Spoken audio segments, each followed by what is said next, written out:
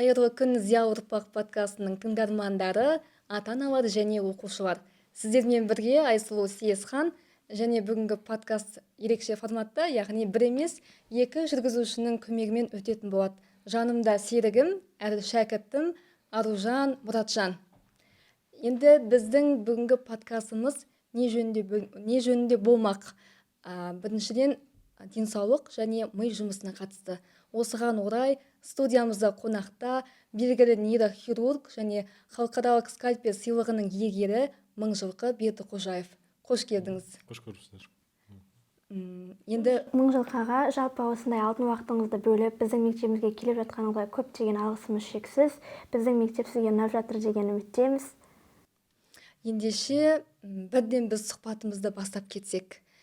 Әдетте денсаулық саласында біз жанымызды, тәнімізді, жүрегімізді, асқазанымызды, қандай да бір организм мүшесін ерекше күтеміз. Бірақ миға келген кезде мидың жұмысы, мидың саулығына қатысты біліміміз өкінішке қарай таяз. Осы жөнінде айтып өтсеңіз. Барлықтарыңызға қайырлы күннің бір бөлігі. Подкаст қай уақытта шығатыны белгісіз. Сондықтан осы мектепке шақырғандарыңызға рахмет. Өткенде Ұлан газетінің кездесуінде танысқан болатынбыз. Одан кейін сіздер мектепке шақырдыңыздар. Мектептің форматы ерекше екен. Бүгін біз 10-шы сынып оқушылармен таныстық. Химия, биология бағытындағы көптеген қызықты сұрақтар қойды. Оның ішінде тәжірибелік сұрақтар да бар.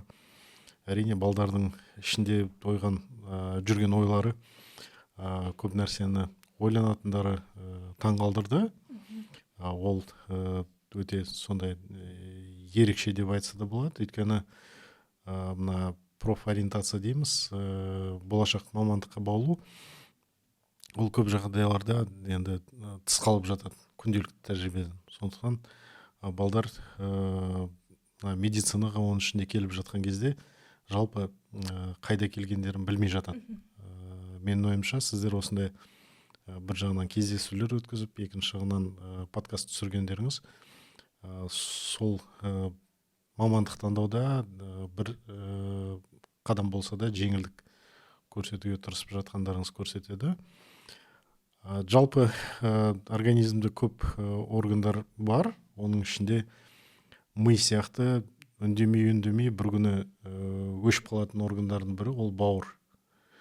Егер асқазан өзіне ұнамаған тамақты сыртқа шығарып тастайтын болса, адам құсып қоятын болса, бауыр ұзақ уақытқа дейін уланып, өзінің қиналғанын көрсетпей, тек қана цирроз болған кезде, бауыр ауруының соңғы сатысына жеткен кезде ғана адамдар бауырдың отырып қалғанын біледі. Немесе бүйрек аурулары кезінде, оның ішінде мына алкогольдік сусындар адамды улайтын болса, бауырды, бүйректі отырғызады да, адам бір мезетте жасанды бүйрек аппаратына отыру мүмкін, немесе бауырына ауыстыруға тура келетін жағдайлар бар. Сол сияқты мида, егер ми артық информацияны қабылдайтын болса, немесе қазір соңғы бірнеше интервьюда, оның ішінде ұлттық арнада бағдарламаларда қатысқан кезде,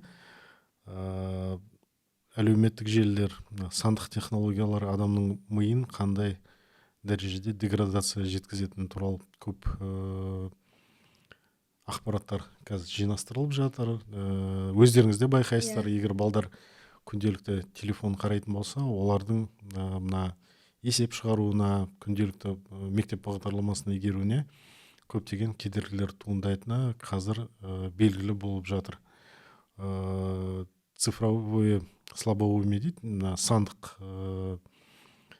естің азаюы, дебилизм дейміз, идиотия дейміз, соның барлығы осы технологиялардың әсерінен келетін нәрселер деп айтуға болады. Бүгін бір қызық ақпарат көрген болатынмын. Жапонияда 30-дан асқан жас жігіттер мен қыздар өмірге ешқандай талпынысы жоқ. Мына жасанды VR очкиді киіп алып, таңертеңнен кешке дейін компьютер ойындарын ойнайды екен. Оған арнайы бір терминдер ойлап тапқан болады екен. Сол сияқты өмірден құлшыныс болмай, өмірден ләззат ала алмай, виртуалды шынайы өмірге ауысып кетіп, виртуальная реальность дейміз ғой.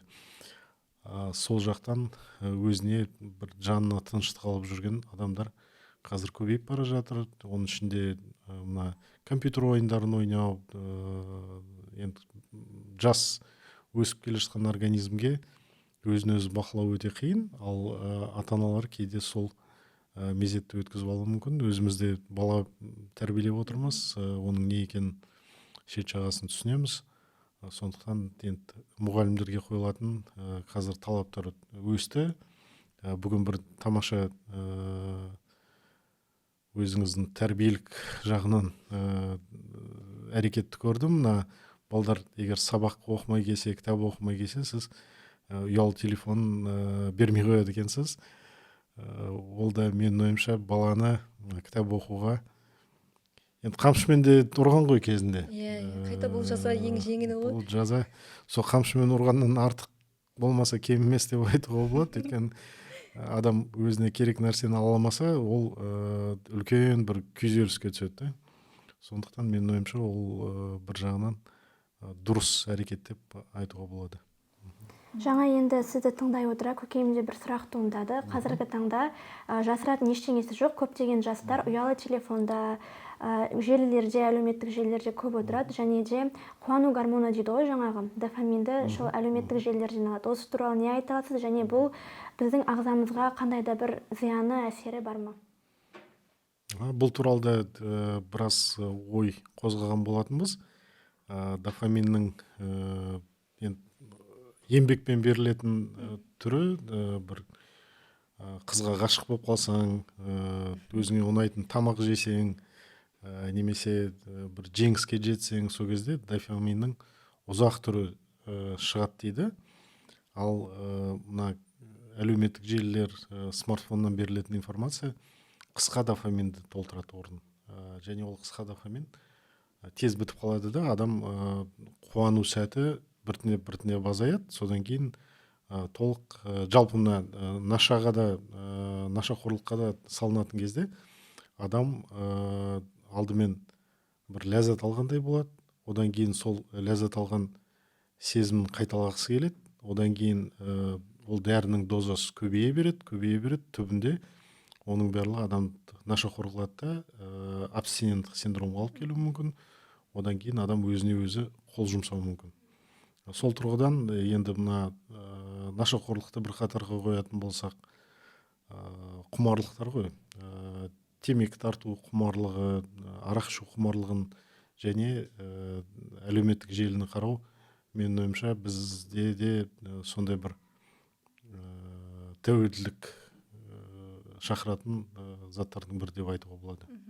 Енді осындай телефонға тәуелді болып қалған заманда өзіңіз де жоғарыда айтып кеттіңіз, адамның көру қабілеті нашарлайды, омыртқа жотасы қисайып бүкірейе бастаймыз, соңында тіпті маймылтектес адамға айналып жатқан жайымыз бар. Кері эволюция дейді ғой.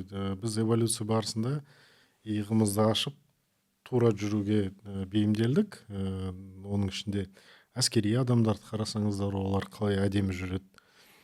Ал қазіргі таңда көптеген жастар телефонда болады, еңкейіп алып, ол жалпы адамның анатомиясын өзгертуге алып келеді. Ең бір қызық нәрсе, біз мына Мексикада Тулум деген жерде болғанбыз.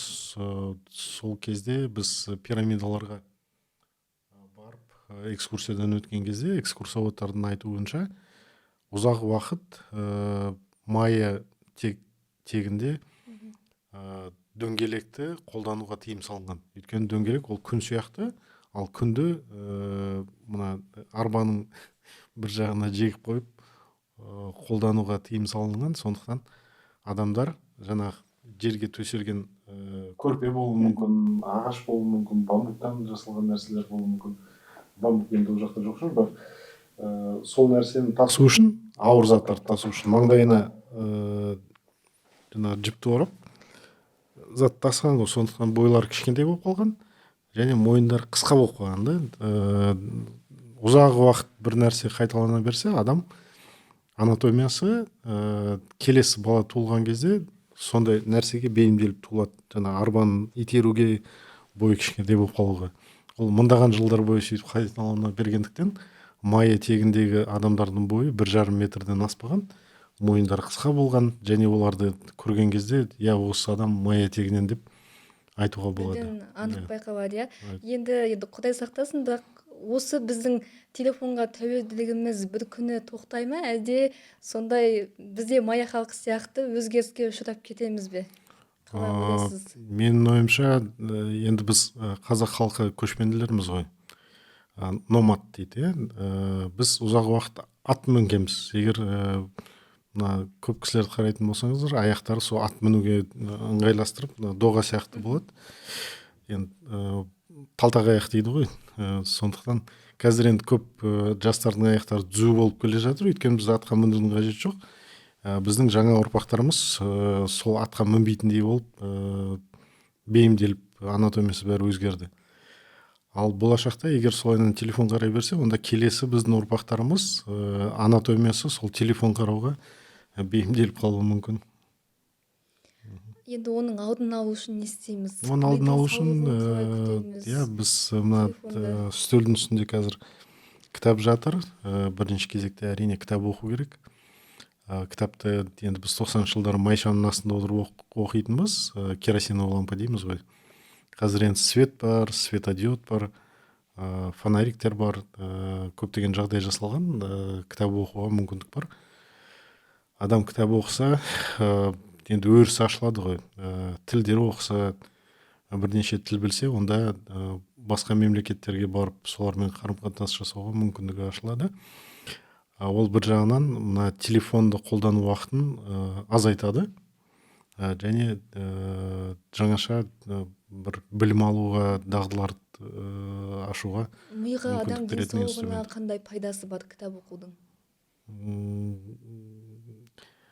Кітаптың бір тамаша жері, мына егер Гарри Поттерді киносын көретін болсаңыздар, сіз Гарри Поттерді режиссер берген сияқты ғана көресіз. Ал Гарри Поттер шықпай тұрып, оның кітаптары шыққан болатын, және кітапты оқыған адамдар кейде айтады, кинода көп нәрсені дәл бере алмаған дейді. Ол дегеніміз адамның фантазиясы мына заманауи технологияларды қолданып жасаса да, кейде сол ойды беруге мүмкіндігі жоқ. Және 100 адам бір кітапты оқитын болса, олар 100 түрлі кейіпкерлерді ойлап, творчестволық қабілетті дамытуға кітаптың үлесі өте зор. Ал жалпы егер алатын болсақ, 21 ғасыр, қазір біз өмір сүріп жатқан уақыт, ол міндетті түрде сол творчествоны қажет ететін уақытқа біз кіріп келе жатырмыз. Өйткені болашақта механикалық жұмыстың барлығын жақын арада роботтар алып кетуі мүмкін, жасанды интеллект алып кетуі мүмкін. Және адамнан талап етілетін нәрсе ол жаңаша ойлау, адами ойлау, эмпатия көрсету, сонымен қатар енді адамның фантазиясын өрбіту, оның барлығы егер дайын материал беретін болса, оны ары қарай дамытуға мүмкіндік болмайды. Және қазір мына жасанды интеллектің оның ішінде неше түрлі чаттар шығып жатыр. Соны пайдалану енді көп ғалымдардың үрейін тудырады, переживание дейміз ғой, қобалжуын тудырады. Болашақ ұрпақ сол чаттарды қолданып, тек қана сол ақпарат айтып, өздері қосымша еш нәрсе қоспай, кері деградация болады дегенді қорқып жатыр. Енді біздің түсінгеніміз жасанды интеллектіде адамның қолымен жасалған нәрсе, оның алгоритмінің барлығы адам жазған, сондықтан жасанды интеллектіде өтірік алдайды екен. Оған да дайын болу керек бізде, өйткені біздің қазір күнделікті беріп жатқан ақпаратымыз түбінде өтірік болып шығуы мүмкін. Бір жағдай есіме түсіп кетті. Мұқағали Мақатаевтың туған күніне орай оқушыларыма Мұқағалидың өлеңін жаттап келсін деп тапсырма берген. Сөйтіп бір оқушым ChatGPT-ден сұраған екен, Мұқағалидың қандай өлең жаттасам болады деп. Сосын ChatGPT оған Мұқағалидың емес, өзге бір ақынның өлеңін ұсынған, және қызығы сол ақын мен Мұқағалидың өлеңдерін жаңағы бір қойыртпақ қылып араластырып берген. Ал оны бала оқушы зерттемеген, тура солай араластырып жаттап кетті. Өкінішке қарай қазір ChatGPT-ге біз сенімді досымыз сияқты сеніп алғанбыз. Тіпті бұдан қалай сақтану керек, қалай қолдану керек, өкінішке қарай әлі біле алмай жатырмыз. Сіздің соған оқушыларға ақыл кеңесіңіз, ұсынысыңыз болса. Студенттердің өзі қазір бүткіл жұмысты сол жасанды интеллект құралдарынан. Әрине оның барлығын қайтадан тексеріп шығу керек. Мына ғылыми жұмыстың, жалпы ғылыммен айналысатын адам әдебиеттік обзор жасайтын кезде, шолу жасайтын кезде қойылатын талап, ол сол әдебиетке ссылка жасаған кезде, сілтеме жасаған кезде оны өзі оқып шығу керек. Және көп жағдайда мына статья жазған кезде де Scopusқа енетін цитирование дейміз ғой, индексі бар журналдар кейде сұрастырады, ана жазылған статьяның сіздер оригиналы бар ма, соны бізге жіберіңіздер деп. Көптеген статьялар Skyhub арқылы ақшасын төлемей алынған статьялар болады. Сол статьяларды Skyhub арқылы алған кезде оны редакцияға жібере алмайсыз, өйткені ол ұрланған статья. Олар оригиналды журналдың өзінен алып оқыған талап етеді кейде. Сол сияқты әрине ChatGPT-де көп нәрсені жете алмаса, оны ойлап өтірік жеткізу де мүмкін деп ойлаймын, өйткені оны адам жасаған ғой. Адам өтірік алдаса, оның қолдан шыққан жасанды алгоритмдерде солай өтірік алдауы мүмкін. Енді жоғарыда мидың жұмысына байланысты қозғадық. Тағы да бір мынандай оқиға есіме түсіп отыр. Кезінде дүниежүзілік соғыс кезінде бір тұтқын тұтқынға түсіп қалған кезде оны арнайы жазалау түрі болған екен. Тұтқындарды қорапқа салып тастайды. Ол қорапта жата бергеннен кейін жаңағы сүйек саяғы шірей бастайды, біраздан кейін тіпті өліп кетуі де мүмкін. Бірақ сол тұтқынға түскен бір жан бір фантазиясы ерекше екен.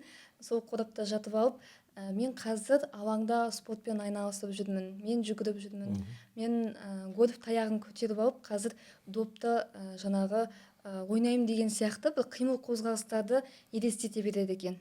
Кейін тұтқыннан аман есен босап шыққан кезде ол танымал гольфшыға, спортшыға айналады дейді.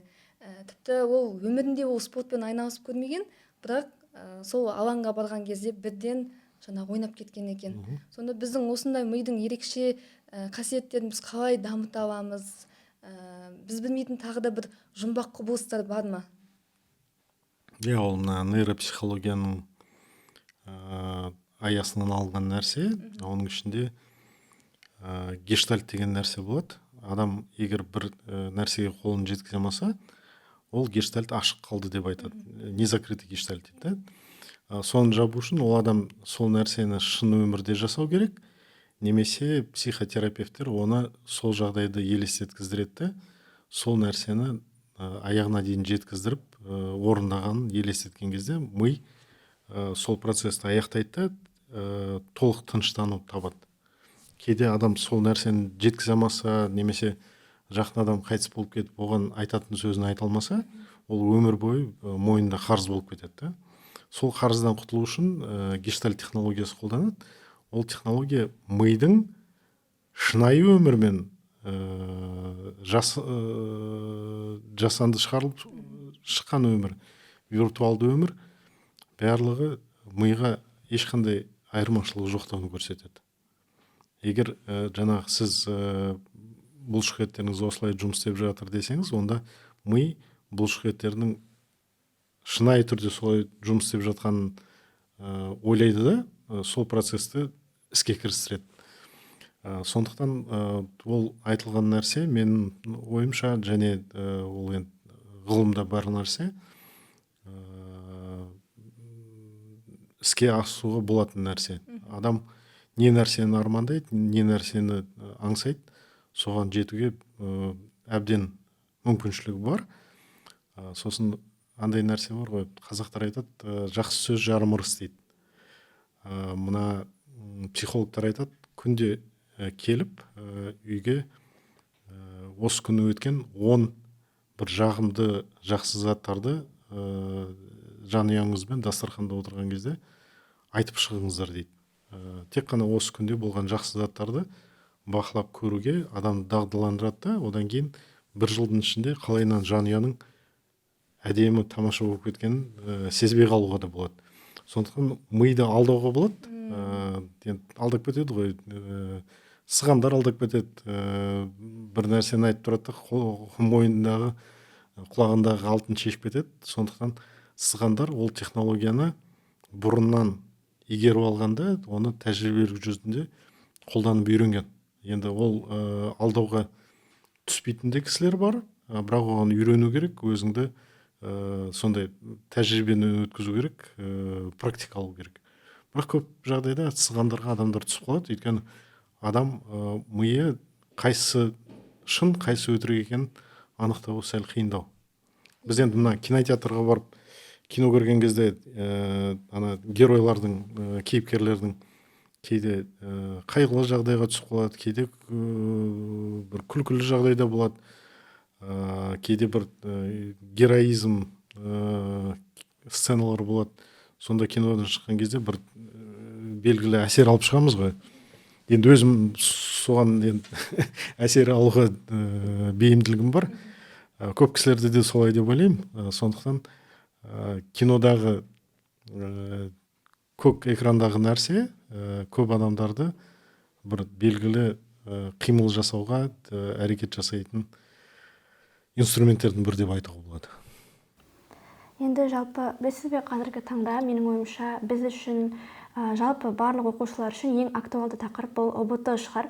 Жалпы осы ОБТ туралы не айта аласыз? Бізді көріп отырған көрермен оқушыларымызға осы ОБТ туралы қандай кеңес бере алушы едіңіз? Бірыңғай тестілеу ол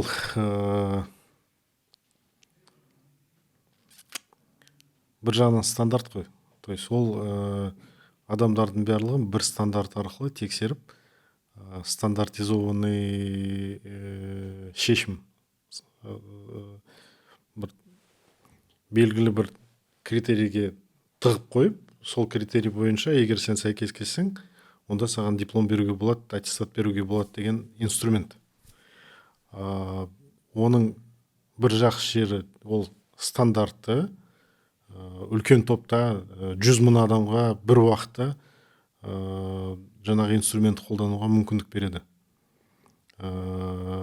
Жаман жері, сіз сол тестілердің нақты жауабын біліп алып, оны жаттап алып, басқа мектептің бағдарламасын оқымай 100% алып университетке түсіп кетуіңізге мүмкіндігіңіз бар.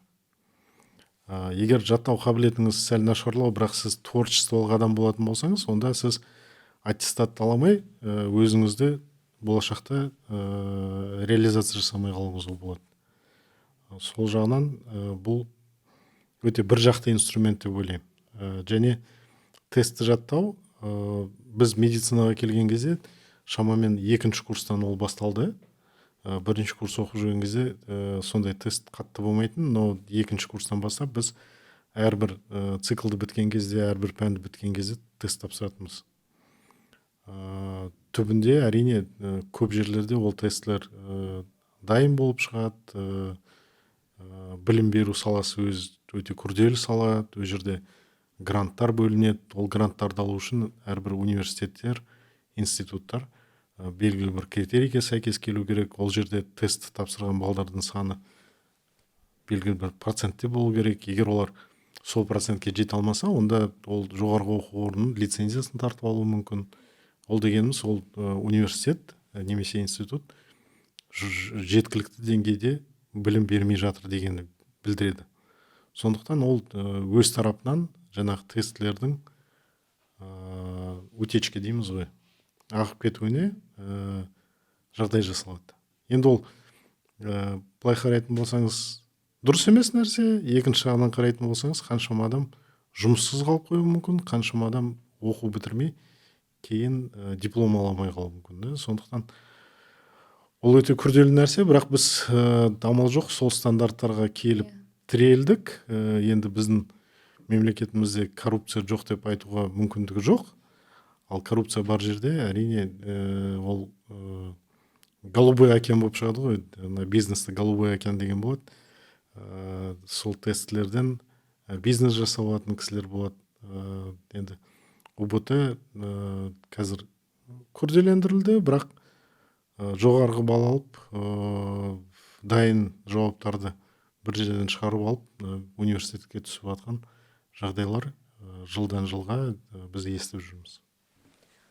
Осы сапалы білім алып, және ұбт-ға да толыққанды дайындалу үшін ең басты жаңа жоғарыда айттыңыз, есте сақтау қабілеті жақсы болса, сүрінбей өтіп кетеді. Бірақ өкінішке қарай сол берілген білімді де жаттай алмай жатқан оқушылар өте көп. Есте сақтау қабілетін қалай дамытуға болады? Мен мына ұлттық телеарнада біраз шақырған. Сол кезде нейрогимнастика туралы айтып беріңізші деп. Жалпы нейрогимнастика ол нейрохирургияға опосредованный қатысы бар. То есть тікелей қатысы жоқ. Ол көбінесе сол нейропсихология, нейроғылымға жатады. Ол жаңағы бір саусақты былай істеп, екінші саусақты істеп, сөйтіп қайталап, осылай көптеген қимыл қозғалыстарды ретсіз жасап, адам өзінің есте сақтау қабілетін көтеріп алуға, оны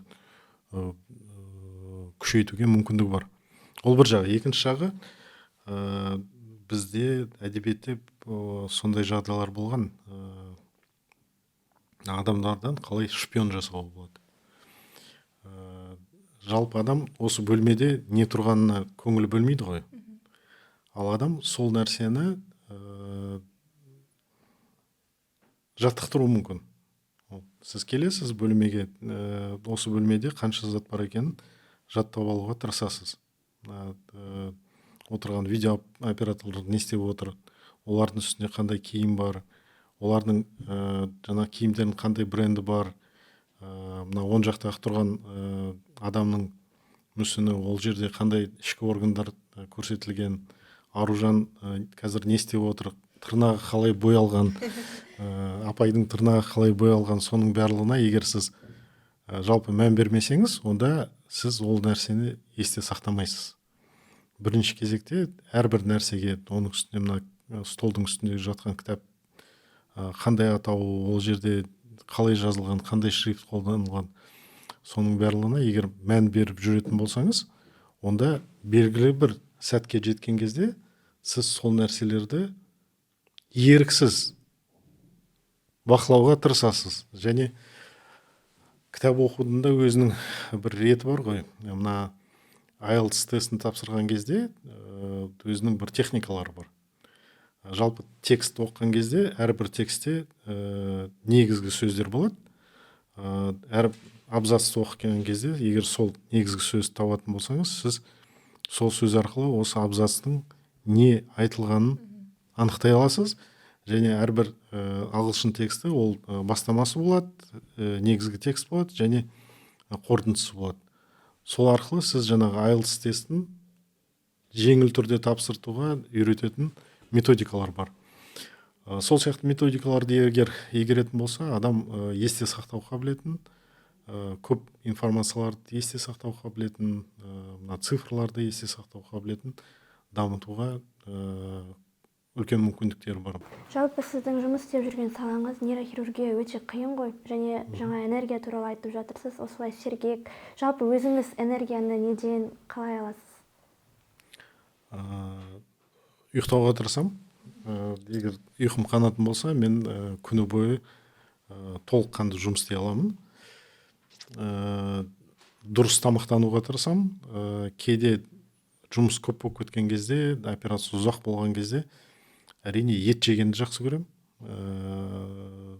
Еттен бас тартатын қазақ жоқ қой. Бірақ қызыл ет, оның ішінде қойдың еті, сиырдың еті, ол организмге үлкен ауырлық түсіреді. Одан атеросклероз дамиды, мына жировой гепатоз дейді, майлы гепатоз. Вот сол нәрселердің бәрін қызыл ет дейміз, сол шақыруы мүмкін. Сондықтан көп дұрыс тамақтанудың құрамында ақ ет ұсынылады. Оның ішінде балықтың еті, тауықтың еті, құстың еті ол жеңілірек келеді. Және жылқының еті ол да жеңіл еттердің қатарына кіреді. Бірақ енді жылқының еті көбінесе сүрленген түрінде жасалады ғой. Қазы, қарта, оның барлығы белгілі бір өңдеуден өткен етке жатады. Енді көп жей алмайсың. Свежий дейміз, балғын дейді ғой қазір. Таза енді сойылған етті жеген әрине өте тамаша болып келеді. Және науқастарға көмектескенін түсінемін. Науқастарға көмектескен кезде жасаған операцияларым сәтті өткенін түсінемін. Соның барлығы келесі операцияны жасаған кезде маған бір күш береді. Үйде бала шағамның қарны ашып қалмай оларға жаңағы айлығымды әкеп берген, ол да бір күш беретін нәрсе. Күрделі диагнозбен келіп, егер операциясы асқынсыз өтетін болса, ол ота менің классификациям бойынша жеңіл ота да. Сәл жеңілдеу диагнозбен келіп, бірақ операциясы асқынып кетіп, науқастың жағдайы нашарлайтын болса, ол күрделі ота. Вот кейде болады, басқа клиникалар алмай, Қазақстанда біз емдей алмаймыз деген кісілер бізге келеді, біз оны тез емдеп береміз. Вот, ал кейде болады, ешқандай ерекшелігі жоқ пациент, операция барлығы ойдағыдай өтіп жатады, бірақ операциядан кейін асқын салып қалатын кісілер болады. Оның ішінде әрине біз көп жағдайда мына науқасты дайындауда қолданатын дәрі-дәрмектерге тәуелдіміз. Оның ішінде қан сұйылтатын дәрілер бар. Ол қан сұйылтатын дәрілер дұрыс жұмыс істемесе, олар біздің жасаған операциямыздың нәтижесін жоқ қылады, нөл қылады. Сондықтан сондай көп факторлар бар. Енді бәріне қарамастан біз соның барлығын бір бақылауға алып, оны қадағалауға тырысамыз. Дегенмен де мына Испаниядан келген мен достарым бар, өткенде бір-екі күн бірге операция жасап, сол кезде айтады, бізде Испанияда ешқандай лимит жоқ дейді. Қандай дәрі керек барлығы бар, қандай құрал сайман керек барлығы бар. Бірақ дәрігерлердің жалақысы өте төмен дейді. Мен де айтам, бізде де дәрігерлердің жалақысы төмен, бірақ біз қажетті нәрселерді көп жағдайда қол жеткізе бермейміз. Өйткені бізде медицинада, қаржыландыруда көптеген лимиттер бар. Сол лимиттен асып кететін болсаң, ол жаман. Бір дәрілерді алайын десең, оларды мына дәрінің шекті бағасын қойып қойған. Егер сол шекті бағадан асатын болса, біз қайтадан ол дәрілерді Қазақстанға кіргізе алмаймыз. Сол сияқты көптеген енді адамдар біле бермейтін қиындықтармен біз бетпе-бет кездесіп жатамыз. Сол кезде біздің жұмысымыз қиындап кетеді. Енді ол көбінесе ұйымдастыру жағынан туындайтын қиындықтар ғой. Ал жалпы қазіргі таңда енді тәжірибем өте мол деп айту қиындау, бірақ енді көп болғандықтан көптеген пациенттерді емдеуде еш қиындықтар туындатпайды. Операция демекші, жақында бір қызық фактыны оқып қалдым. Корей қауымдары енді ақымақ адамды да данышпанға айналдыра аламыз дейді. Ол қалай десе, бастың шүйде бөлігіндегі жаңағы мидың шүйде бөлігіне арнайы ота жасап, адамның миының жұмысын дамытуға болады дейді. Осындай отаға көз қарасыңыз, пікіріңіз. Қазір енді мықты ғалымдардың миының өзі 3-4% ғана жұмыс істейді. Болашақта 30-40%-ға дейін оны дамытуға бола ма? Менің ойымша, ми ол майнинговый ферма сияқты ғой. Қазір көп адамдарға ол термин түсінікті ғой, таныс термин да. Майнинг фермалары Қазақстанда қолданылатын электр қуатының үлкен процентін алып отыр. олар түк істемейді, тек қана ана дата аналитика, компьютер қосып қойған, сол жұмыс жасайды. Сол арқылы адамдар биткоинмен ақша тауып отыр да. Ол бір жер жыртпайды, суды насоспен бір жаққа айдамайды, ол тек қана компьютер қосылып тұрады. Оған көптеген енді электр қуаты кетіп жатыр. Сол сияқты біздің миымыз ол майнинг фермасы сияқты ғой. Өзі организмнің 1,5 килограммын ғана алатын болса, егер мен салмағым 90 килограмм болатын болса, соның 1,5 килограмм ғана, шамамен 2% ғой, ол ми. Бірақ ол бүкіл организмнің 20% энергиясын алып қояды. Ол 3-4% жұмыс істеген кезде ғой, егер ол 20% жұмыс істейтін болса, оның энергия потреблениясы, энергияны қолдану пайызы артады да, организмнің басқа бөліктеріне күш түсіру мүмкін деп ойлаймын. Ота туралы әңгіме айтып жатыр екенбіз. Ал сіздің ең ұзақ уақытқа созылған отаңыз қанша сағат болады?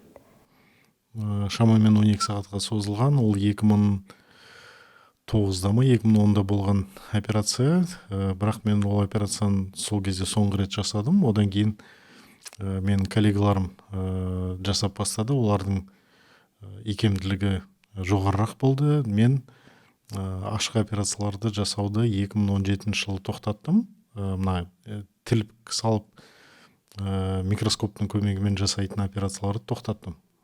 Қазіргі таңда негізгі жасайтын операцияларым рентген аппаратының көмегімен, рентген хирургиялық операциялар. Оларына егер естіп жатсаңыздар, коронарное стентирование дейді. Инфаркт алып қалған кісілер скорый помощьпен, жедел жәрдеммен ауруханаға барады да, оларға мына қолынан кіріп, жүрегіне стенд қояды. Соған ұқсайтын операциялар. Яғни ол операциялар тезірек өтеді, өйткені қазіргі жаңа заманауи технологиялар